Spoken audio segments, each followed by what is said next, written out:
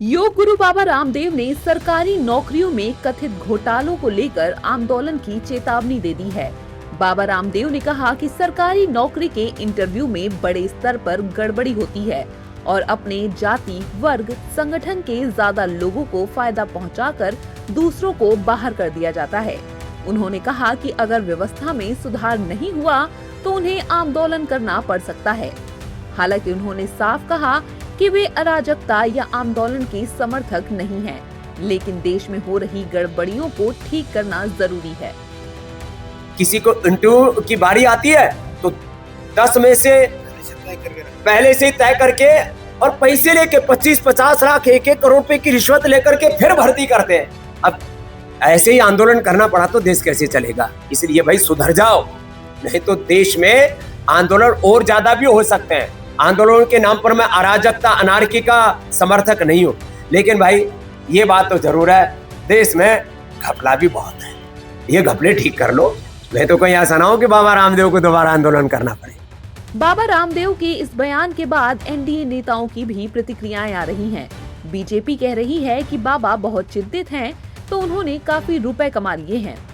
बाबा को कई स्कूल खोलने चाहिए जहां फ्री में शिक्षा दी जाए। सुनिए। बाबा रामदेव जी, उनका ट्रस्ट काफ़ी पैसा उसे कमा चुका है। मुझे समझने में आया कि 30-35 हज़ार करोड़ के मालिक हैं।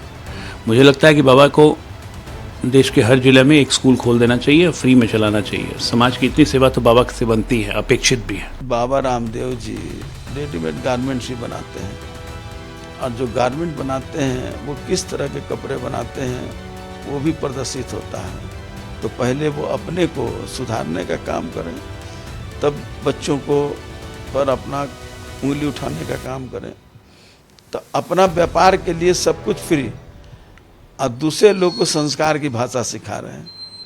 मैं मानता हूँ कि चीज़ें गड़बड़ हो रही है, लेकिन सीख देने के पहले अपने आप को सुधारना चाहिए। बाबा रामदेव का इंडिविजुअल मत हो सकता है कि हार्डवेयर अच्छा है, सॉफ्टवेयर फॉल्टी है, लेकिन ऐसे प्रतिक्रिया देना जेनजी के ऊपर ज़रूरी नहीं है।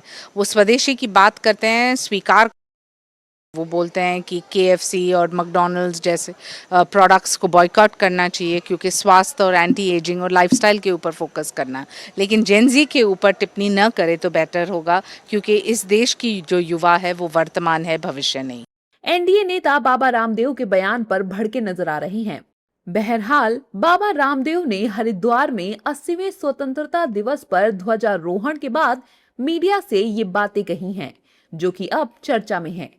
लेकिन बाबा रामदेव की चेतावनी के कई राजनीतिक मायने भी निकाले जा रहे हैं कि हमेशा बीजेपी की तारीफ करने वाले बाबा रामदेव अचानक से सरकार को चेतावनी क्यों दे रहे हैं।